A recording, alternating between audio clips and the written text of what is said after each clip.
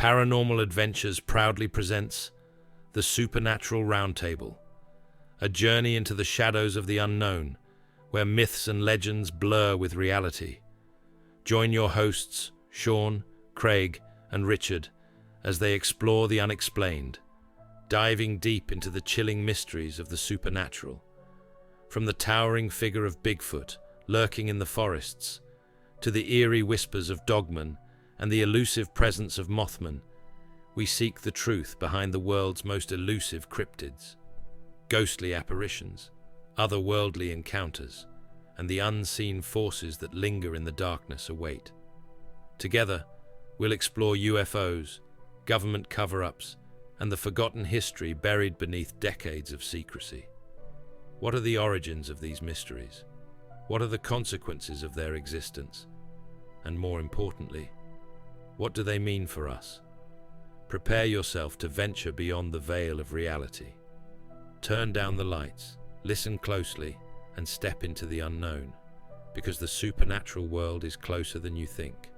This is the Supernatural Roundtable.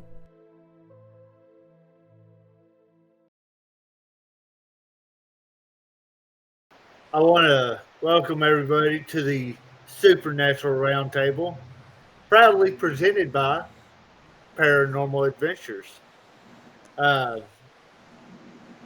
the, I'm one of the three hosts. I'm Sean, and we've got Richard and Craig with us. Uh, my wife and I started a podcast called Paranormal Adventures, and I I kind of got the idea to kind of branch out and have one more focused on cryptids and other stuff as well. And so that's where we're kind of what we're doing is bringing this little idea to life. Uh, so this podcast is basically going to cover cryptids, but we'll dive into other stuff like UFOs, ghosts, and you know other paranormal activity. Where the the other episodes that me and my wife do are just going to cover primarily ghosts, but it's one of them things we'll jump back and forth some on some of these subjects.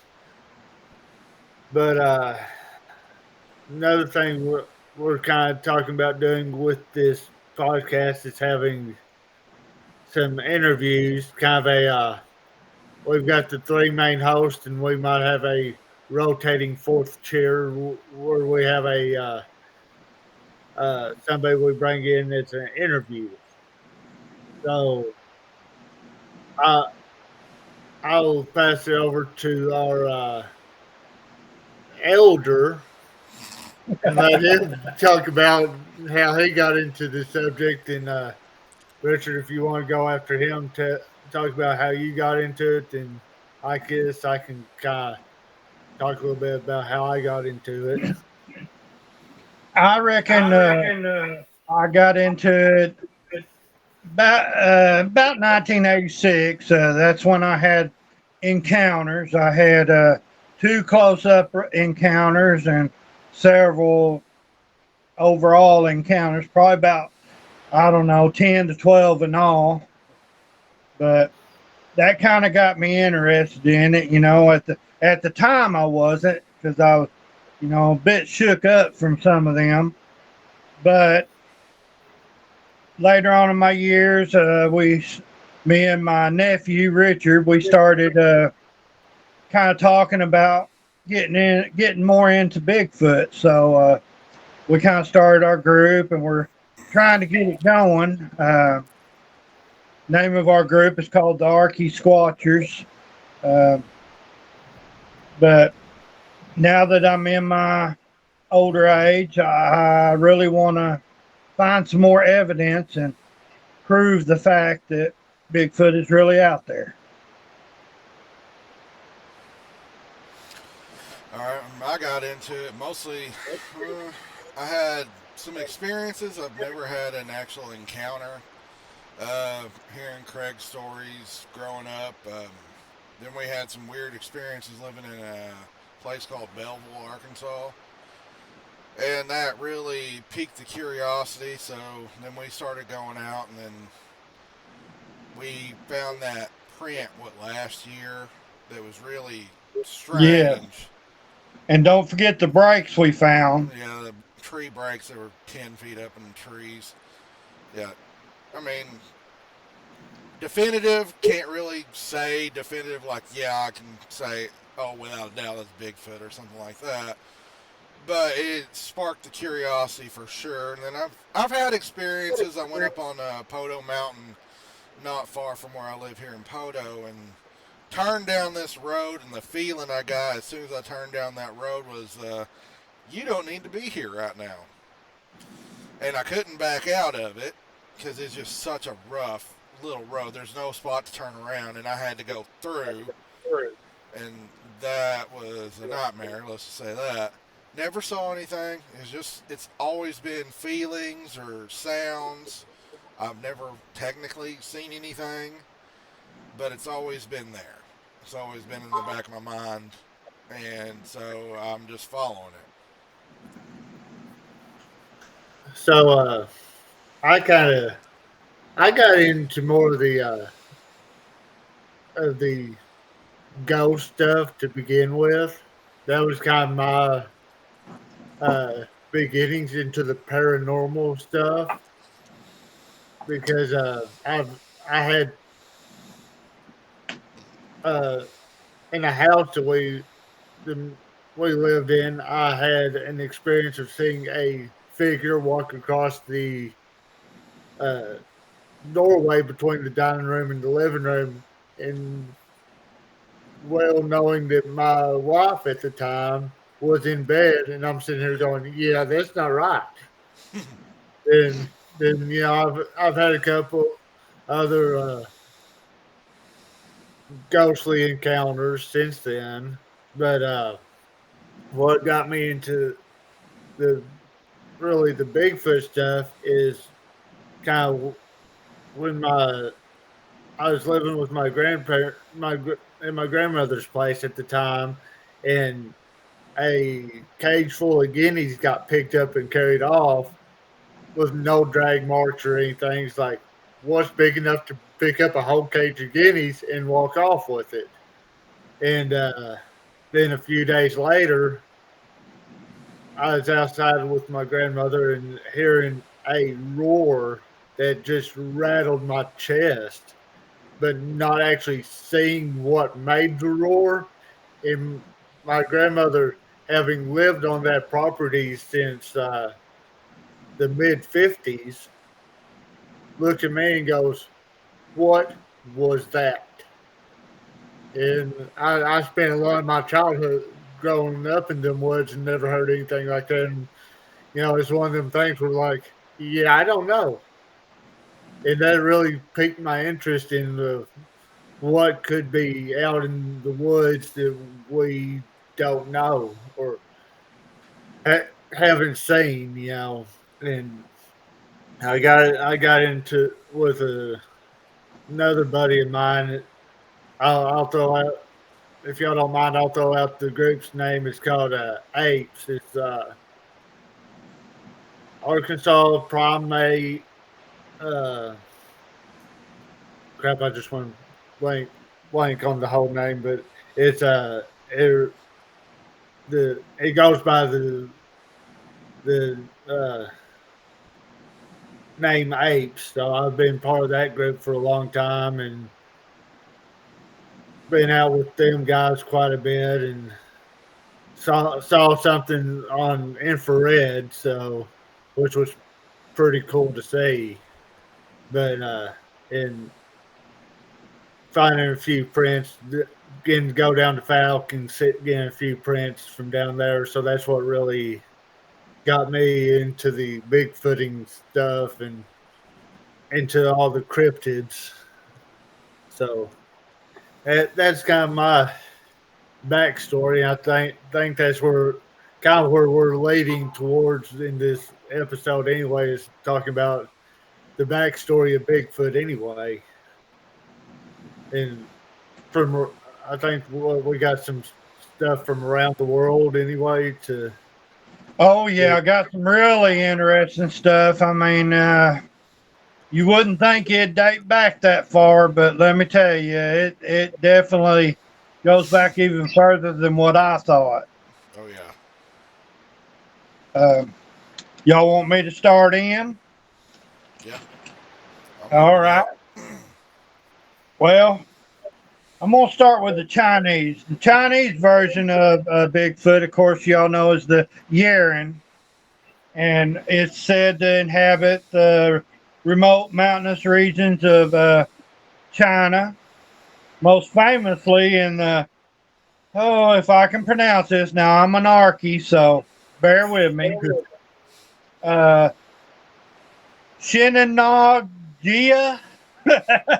Shenandoah, yeah, something like that. Anyway, it's high up in the mountains. Anyway, the sightings they remained a constant since the Warring States period in 340 BC. So they've been recording documentation, since the early times before Christ. That would Yeah. be official Chinese records too. Yes, and it went through the Tang Dynasty, which was 618 through 907 AD. So you're talking about long periods, centuries. Yeah. And it's just crazy how far it goes back. And this tribe I'm fixing to talk about, called the Yokut tribe, Indian tribe. They're from they occupied the entire San Juan Valley in California. Um, and they had roughly a population, a minimum of 35,000. But they were the first ones to actually have pictographs. And this is the first, you might as well say, the first documentation of Bigfoot. And they're in pictographs located east of Porterville, California. And it contains the first picture of the hairy beast and family, which includes the mama and the baby. And to top it all off, these pictographs are dated approximately 1,000 years old. They was first documented in 1889, and then they were finally identified, at least in print, as a hairy man or Bigfoot in 1975. I mean, that right there, that says a lot. But there's also, I've got quotes from a medicine woman that I took down, and I think this is really interesting. Her name is Melba Caceres, and she made some documentation in 2004.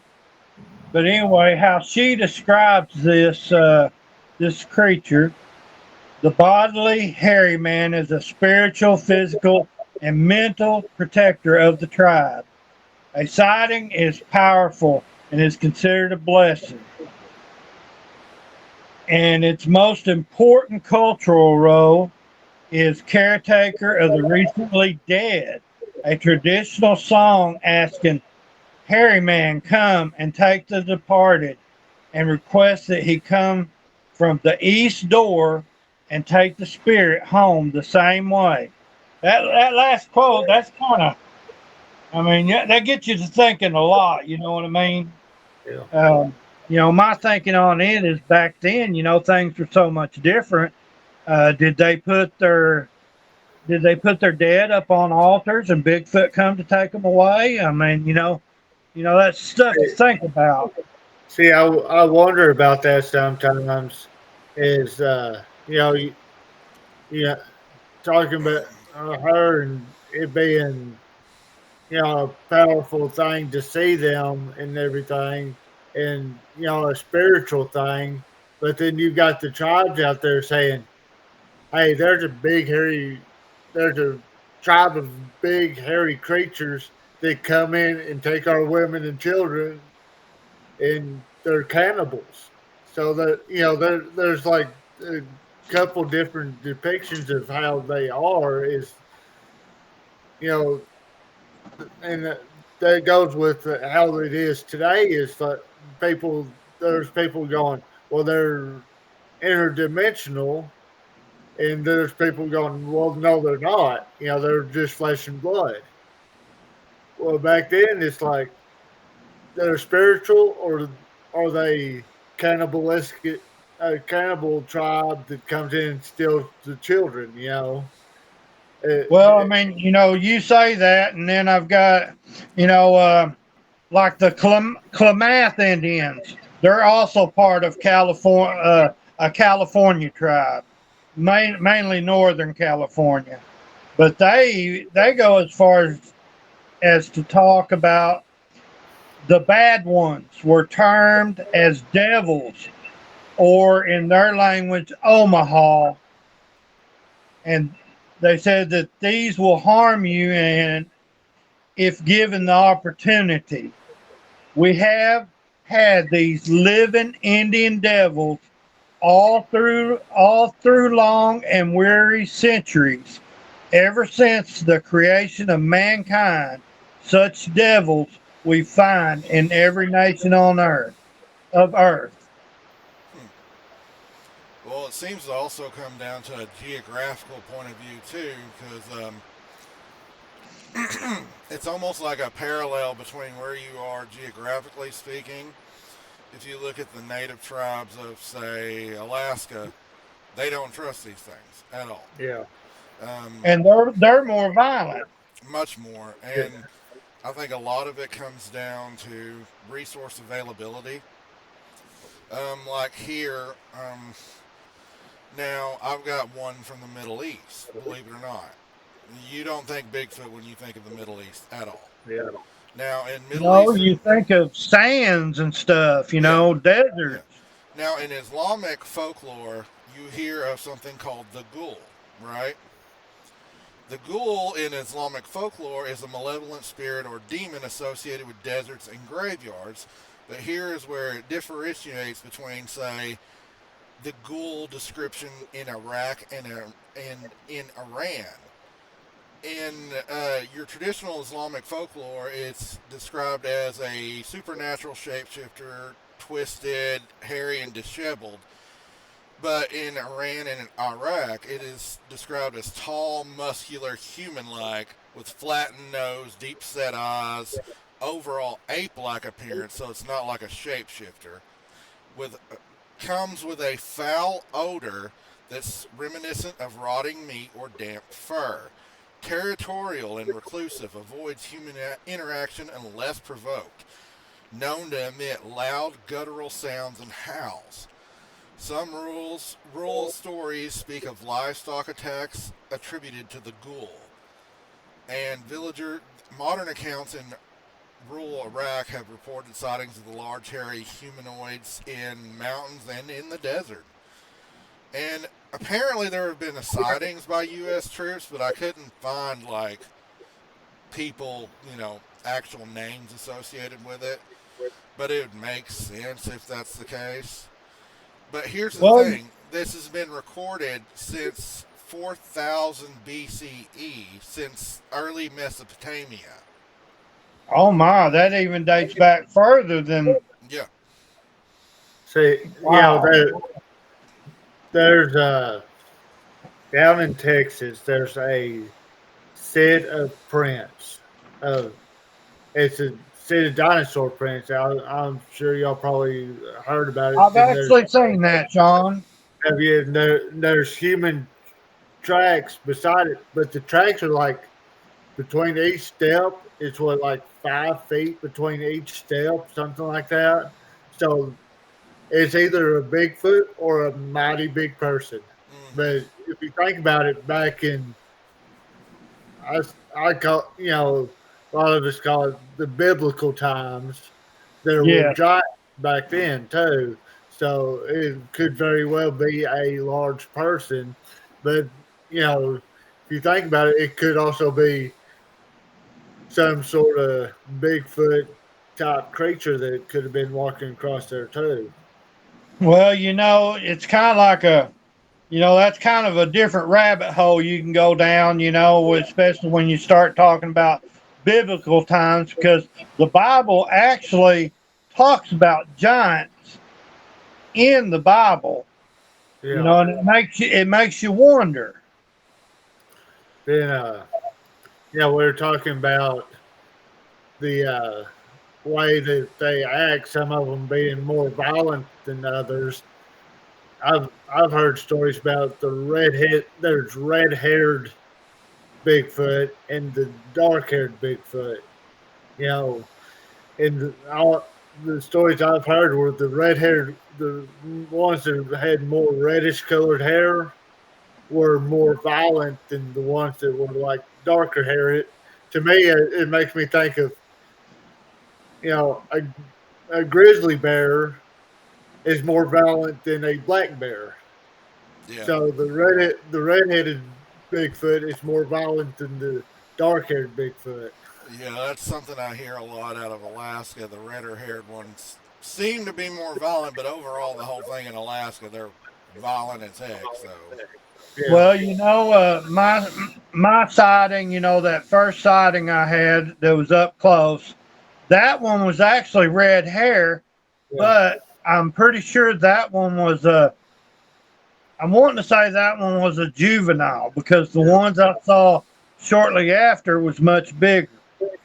And for those that haven't heard the story, if you go back in our podcast, it's like episode 7 of the Paranormal Adventures. It's where you talk about your sightings and everything. And so, if anybody wants to go back and listen to that, this episode 7 where you talk about all that stuff and everything. But we can talk about it more here on this one too. So, yeah. Anyway, I just had I had to throw out a shameless plug for the other episode. ain't nothing wrong with a shameless plug every now and then. But I mean, when everyone thinks of Bigfoot, they always think of North America. But Yeah, I mean, those in kind of in the know, I mean, no one in the Bigfoot field. I don't care how many years they've done this. I can get roasted. I don't care, but there ain't no Bigfoot expert out there, not truly, because no one really. I mean, there's people that know things, but as a pure expert, there's no PhD on this, and it goes back so far in history. You look at you have the ghoul in Iraq and Afghanistan. You have the Yeti, which predates Buddhism in Nepal, which that says something. Buddhism has been around for thousands of years. Like you said, the Yeren in China, which predates Christ. You have, Well, the Indian tribes in California, they call their Bigfoot Mayak the Tat. yeah, yeah. And also there's another one that calls theirs Sunsunut, which means hairy one. hmm There's so many different names for the. I'm going to just say this creature. That just in the United States, there's so many different names. oh God, yeah, The swamp ape, the Sasquatch, the Bigfoot. You know, there. I bet you can The, come the across 100 Yowie different in names. Australia. Yeah, yeah. It's Australia is the Yowie. Speaking of Australia, the Aborigines have been in Australia for 50,000 years.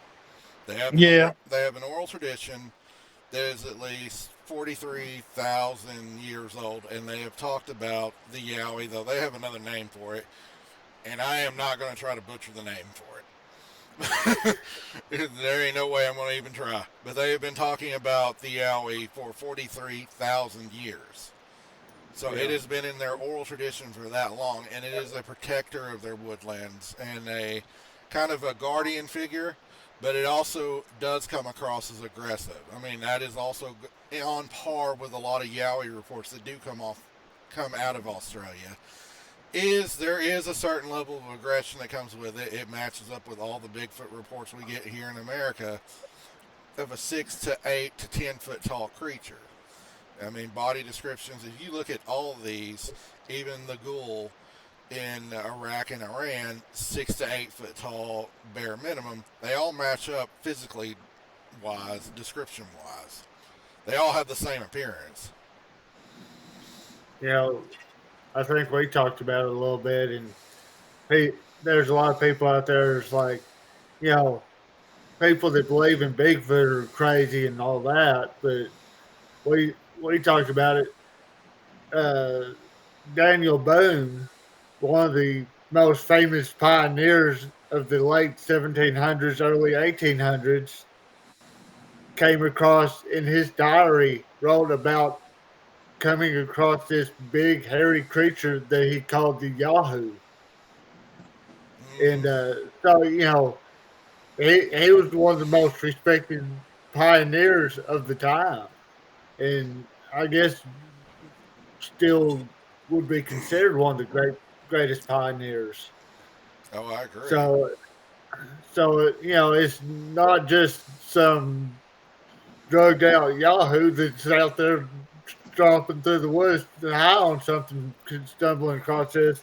People that actually know what they're doing and have spent time in the woods have come across these creatures. Well, if you want to get into historical accounts, here's one that was written by Herodotus. His book, The Histories, 5th century BCE, he's an ancient Greek historian, describes a race of hairy people living in remote lands in India and Libya. They're described as being hair covered and living in isolation. They were depicted as wild and primitive, which also lines up with descriptions that Alexander the Great had when he invaded India. He would get reports of wild hairy men living in the Himalayas. In the Epic of Gilgamesh, which is dated 21,000 BCE, there is a character in the Epic of Gilgamesh. His name is Enkidu, described as a wild man created to challenge Gilgamesh. He was a wild and untamed man who lived among the animals and ate grass. Then you have the Roman philosopher Pliny the Elder. He wrote a book called The Natural Histories. He wrote about hairy men, hominids living in forests and away from humans. He said they were strange and humanoid creatures. He didn't go much into detail on them. And then finally, Marco Polo, in his book The Travels of Marco Polo, referenced wild men living in the mountains of Central Asia. And I believe Marco Polo spent time among the Mongols, who also had stories about the Almas, which is a wild hairy man that lived in the Central Asian mountain regions, which were encountered by the Mongols. Wow, that's pretty that's pretty deep. Yeah, I mean, the Mongols ran into these things. Genghis Khan and his army, when they were invading Siberia, knew of these things. Well, these sightings and everything, they date back for centuries and centuries, and still you have doubters out there that disbelieve. Even with today, there's been DNA, there's been hair samples, there've been footprints, countless footprints, countless sightings, and yet, I what will it take for anyone to believe it? I mean, the Indian tribes, they have it in their history, and it's in history throughout the world. But yet, there's still too many doubters out there that don't want to admit that it is real. Yeah. That Go ahead, I John. had a buddy, I had a buddy of mine say once that told me one time that if you took the evidence that we have of these creatures to court just from the circumstantial evidence that it's out there would be enough to, if you had the evidence we've got that they exist and took it to court for a murder trial, the person would be convicted.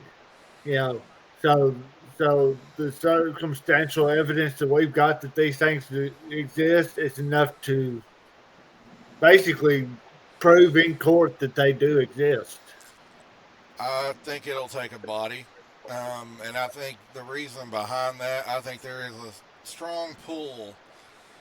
If you look at the scientific community as a whole, look at how our history and the theory of evolution, how it's written. There's a dogma about how scientists believe that our natural order has come up, right? And I believe if Bigfoot or whatever it is, if say it is an ancient lost human race, which that's kind of my belief on what it is. If it is a lost human race that came up beside us, if it's a species of not saying Homo sapien, but like, we were not the only humans here. There was Homo neanderthalis, there was Homo denisovians, there was Homo florensians. If it's another species of a homo of some kind, then you have to rewrite the entire history of the human race. And I think there would be a lot of entrenched dogma against that. That's for sure.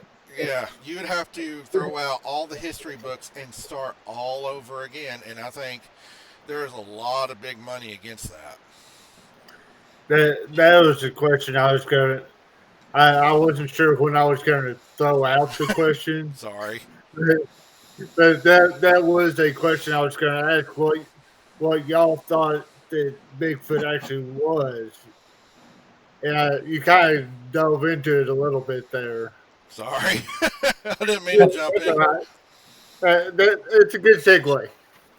I mean, it's hard to say. I mean, until you have an actual, sighting or whatever. The two sightings I had up close. The first one wasn't so bad, but I felt, the second one I did feel uneasy. But,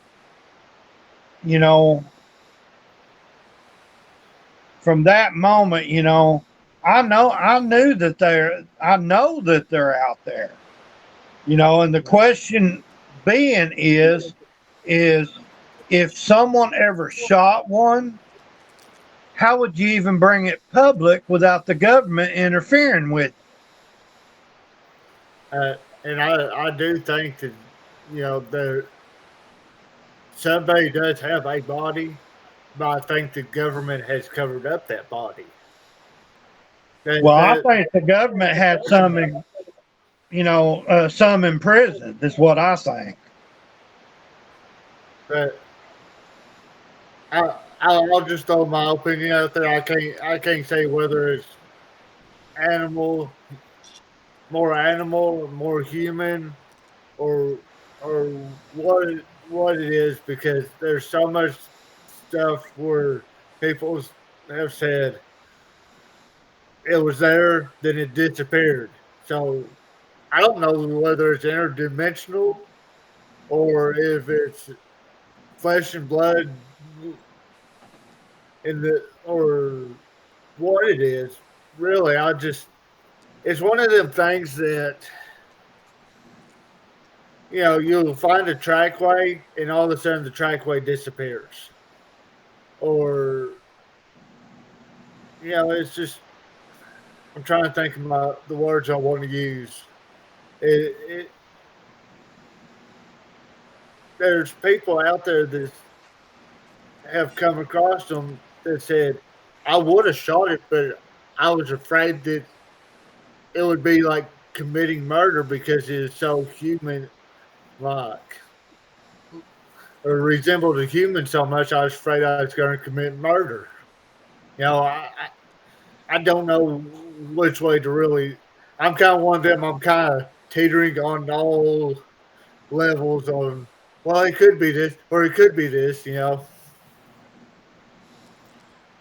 Well, I got theories, and like me, I'm pretty firmly in the flesh and blood camp, but I'm not going to discount anything. I'm not going to be like, oh, those spiritual guys, they're all crazy. Because I don't know. I'm not an expert. I mean, you saw what you saw, you know? If you saw it disappear, I mean, I have my theories on it, or you saw a trackway just disappear. I mean, I have my theories on it, but I'm not there to see that. I mean, maybe in my mind it went up into a tree. Do I think they can climb? Yeah, heck yeah, I think they can climb. But was I standing right there to see that? Was there a tree around big enough that they could jump up in? I don't know. Now on the flip side of all that, you know how I talked about them being possibly a Homo species. Now, what if they're not? What if they are? You know how they have always brought up, Nephilim. What if they're that? Yeah. That opens up a whole nother can of worms because you have the science community always trying to discount everything religious. So that throws out a whole nother spectrum of trying to tamp down information. So, I mean, it's crazy. And that was another thing I was kind of thinking about is the group that claims that they're Nephilim and stuff, and I can kind of see where they get that from, but I'm not going to say I necessarily agree, but that's just me. They I was at a Bigfoot convention been a few years ago where somebody asked if if Bigfoot could be the forbidden gods. I'm like, if that's a god, he's not that powerful. So I don't see that being something that's quite too accurate. Well, you got all everybody associating Bigfoot with orbs, associating Bigfoot with UFOs, and a lot of people believe that the UFOs dropped them off here, and then you got the orbs that show up at a lot of times when Bigfoot is present. I'm not sure how to take that. Of course, me and Richard, the story, Sean, when we went to see the Dover Lights, and we seen a few orbs down there, and then we just decided to test it and make some Bigfoot calls, and I did a whooping call, and we got an answer, and it's just. I don't know where my mind stands on that part of it. It's kind of hard. That would be another story from episode 7 of Paranormal Adventure. Yeah, I remember after the whooping call, it got eerie pretty quick. Yeah, the smell. Remember the smell? Then, I think we kind of talked about people saying that when they've been close to them, that they would get the mind speak or, telepathy. And I'm curious to how that works with the Bigfoot. I just don't understand it. I don't know about that part of it. I mean, that's you're getting kind of, it tends to get a little far fetched. You know what I mean? Yeah. Well, I don't know if it gets far fetched or if let's call it our modern sensibilities. We're so far removed from where we used to be in the ancient past. Who's to say we didn't have that kind of ability way back when? All right, you look at oral traditions, say from the Aborigines or even other Native American tribes. They have skills that us modern humans or even the uncontacted tribes that we don't have nowadays, that we can't comprehend how they do things. Or here's a good example: the ancient Egyptians. We have no idea how the hell they built the pyramids. We really still don't. Well, go ahead, Sean. I claim the pyramids were built by giants, not by the Israelites. Who knows? Well, So I mean, anyway, that's another theory. and you got to think about it this way. You know, our brain, we only use a very small percentage of our brain. I can't remember what the percentage was, 10%. but what is it, Rich? 10%. I mean, part of that though is a good portion of that is the automatic responses of us breathing and not thinking about it and doing like our random, like like something's coming at us and we just do that, kind of thing. You know what Well, I'm yeah, saying? but there's also theories out there that says, say we had full control of our whole brain, that we'd be able to do some amazing stuff. Even probably 11%, we'd probably be able to do some more stuff than what we do now. Yeah. You see people being able to do. They claim that they could do the telekinesis and stuff like that, which you have to have some mighty powerful brain matter going on there to do that. Something. But I I don't know. I mean, as don't know. far as mind speak goes, who's to say we couldn't have done that in the ancient past and we've just lost our way on some of it? Yeah. And if Bigfoot is, I still go with my theory that it is an ancient human. That means they probably have an ancient language, and that means they would have an oral tradition that they carry on. So that Yeah. means they have their own ancient ways that they continue using. They ain't lost their closeness to the wilderness and what They, like we have. they don't have things like that right there to hinder them. Oh yeah, for sure. Yeah. No doubt. No, one of these has made us stupid. I'll We agree. don't I have to agree think with about you. it. It's so easy to go. Well, I find myself wondering, well, what what do I need to do this? And instead of thinking about what I need to do to be able to fix something, I go right here, I YouTube it and go, oh, that's pretty easy.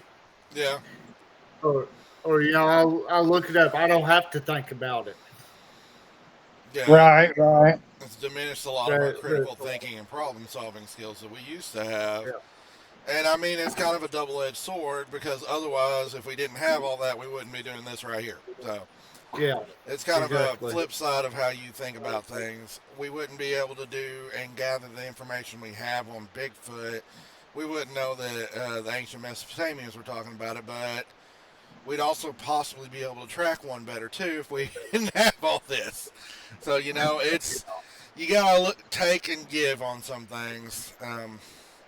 This is my opinion on it. Well, yeah, you're right, Rich. I mean, there's a lot of different rabbit holes you can go down. Oh God. The the whole mind speak thing. I just don't know if I can get into it now. Now the infrasound, I believe that is totally real because I know, the second sighting up close. I know that's what I had. I could not move. I could not speak. I just stood there with a blank look on my face, and I know that's what I felt, you Yeah. know. Well, also, like the U.S. military has experimented with infrasound. They've used it for crowd control before. So it is an effective way to get someone to leave an area Yeah. that they don't want someone in. And There- it's plausible in nature too, because other animals, elephants use infrasound, tigers use it, all kinds of animals use infrasound. Oh wow, I didn't know elephants did. They communicate over long distances with infrasound. we're talking about needing a body. There's a if you get a chance to look up the giant of Kandahar. I don't know if you've heard about that, but it was a military group went in. There's one military team that went in and they lost all communications with them, so they sent another team out to find them. Well, they came across all their belongings and all that just scattered everywhere, and found their bodies too. And the giant came out and killed one of the guys, and they just, basically killed him on the spot, shot him to death. And as relayed by one of the soldiers that was actually there, and the body of the giant, he said the last time he saw it, it was being flown out by a helicopter, Yeah, and nobody knows where it's at. they loaded up Uh, with squad machine guns and all that. It came out and yeah, killed one of them with a spear. I can't remember if it was a stone yeah, spear or what. But I think they described it as a red-haired giant, but I'm not yeah, sure. I don't know. But you mentioned that, and the Afghans actually have a legend of Bigfoot as well. They call it the Barmanu, and I heard this on a podcast. I don't remember the name of the podcast or even the guy that was talking, but this guy was part of the first wave going into Afghanistan. They were talking to a resistance leader that had been fighting the Taliban for years. So I can't verify any of this. Just yeah, FYI.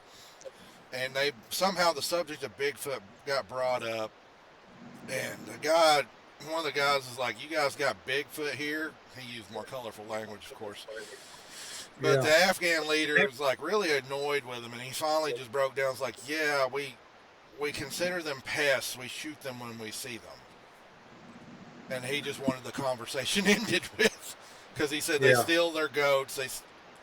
They'll take them. They'll kill one of their villagers and try to take them occasionally. So I think getting back to that one point of it's where you're at in the world, the resources, the availability of resources and game. I think that also depends on like how aggressive they are too. yeah, Well, that kind of tells you, that the population of them is more than what we think, than what we know. Yeah, for sure. There'd have to be. uh, I wouldn't say there'd probably be a couple million worldwide, maybe.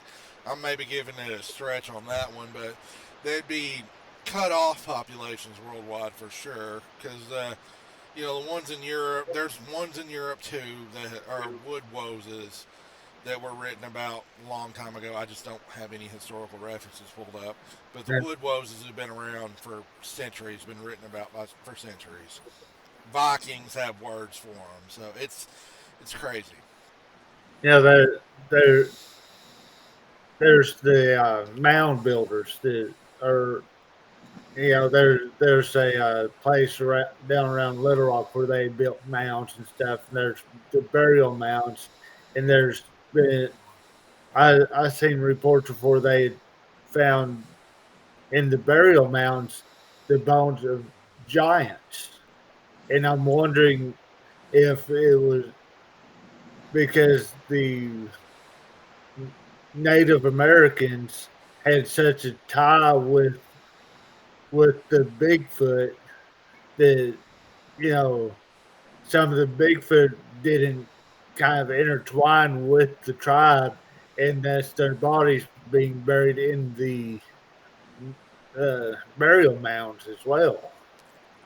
It's always possible. I mean, who can Just say? throwing this kind of theory out.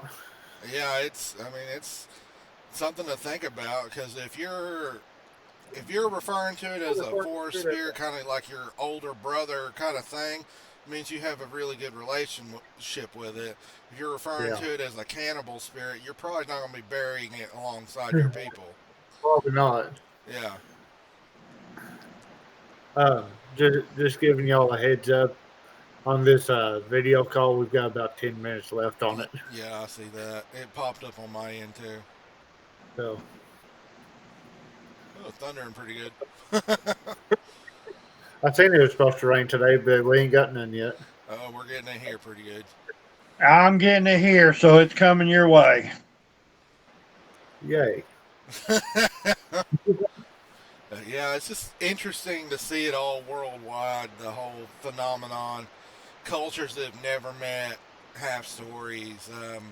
I didn't even go down the list. I mean, there's stories in South Yeah. America, Colombia. It- There's, of course, there's one that came up in Brazil, but I don't think it's a Bigfoot creature. I think it's something else called the Mapamari. But it sounds more like a giant ground sloth than anything. yeah. There's a Nandi bear, but I think that's in Africa, but I don't think that's a Bigfoot either. But there are some weird ones that kind of stand out, like in Borneo. I think the not Borneo. It's in it's in one of them islands. The orang pindak, which is similar to Bigfoot, but it's Yeah. small, really I've small. I've heard that story, Yeah, it's like 4 foot, but it's Bigfoot-like. and it's really strong. Yeah, apparently I've heard of it Some ripping reason, doors off. some reason, I'm thinking there's something like that down around Australia as well. I hadn't heard that one. I just know of the Yowie in Australia, but Yeah. Yeah, it's just something that it reminds me of something that I heard, and I was thinking is around Australia. I could be wrong.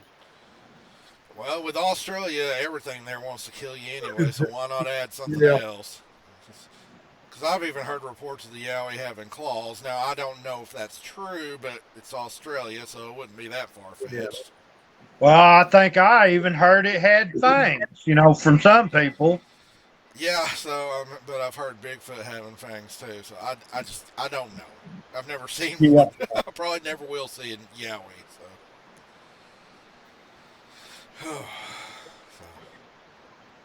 Anyway, I think we've had a good first podcast. I think so. Yeah, it's been great. One thing I kind of thought about when we can continue the discussion, this discussion into the next podcast if y'all want to. But one thing I want to kind of, I guess, open it up to if there's anything that y'all might want to, I guess, promote or anything kind of throw out there to. Since I've been shamelessly promoting our podcast, which is Paranormal Adventures, but anyway, if there's anything y'all want to kind of promote or anything, we can throw that out there. Well, the YouTube channel that this is going to be going up on, it's going to be Paranormal Adventures Presents the Supernatural Roundtable. It's going to be going up on the YouTube channel as soon as I get a chance to edit this all. And Yeah. then you can check out mine and Craig's Bigfoot page. It's Sean's a part of it as well, called the Arky Yeah. Squatchers. We haven't been doing a whole lot on that yet. It's been kind of a miserable winter, and then I've had health issues with my mom all year, so kind of Yeah. stalled us on that. But Me and Sean will hopefully be doing a little expedition. Hopefully, Richard gets to show up. yeah, But you sprung that on me last minute. We kind of came up with the last minute. That's what you get for having the old men around. Yeah, I'm like, I sent a text to my boss. He hasn't answered either. I'm like, hey, can I possibly get the weekend off? Not answered me, so that's not a good sign.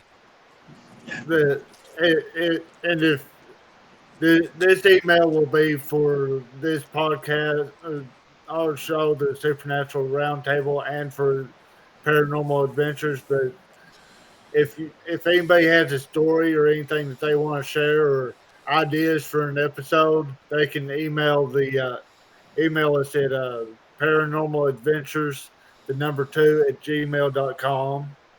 Then we've also got well, Crystal and I set up a Facebook page, which is Paranormal Adventures with Sean and Crystal on Facebook. If anybody wants to look that up as well, I'll add that in the link in the channel description too on YouTube, so yeah, it'll be out there. And I do have a coworker that told me a story. I'm not going to say her name. She's going to eventually watch this. She said, told me that she had just lost one of her 200-pound hogs that was in a pen and they got carried off. So I'm going to try to be looking into that more. She said they found footprints. I'm like, got any pictures of it or anything? So I'm wanting to know more about that as soon as I get a chance to interrogate her. So hopefully Boy, I'll I'd get sure more like to, information. sure like to have some plaster casts of them prints. Oh heck, there it went. Are we all done? There went Craig. Good, John. I guess you can lead us out, Sean. Okay, well, as far as everything goes, we've gave out our email, Facebook, and also look up Paranormal Adventures, which this will be on. It'll also be on Podbean, Spotify, and iHeartRadio once we get it downloaded onto our Podbean account. So, anyway, I think that's all I've got. Thank you for joining us on this journey into the unknown. This has been the Supernatural Roundtable, where mysteries are explored and the truth is always up for debate. Until next time, keep your mind open and your lights on.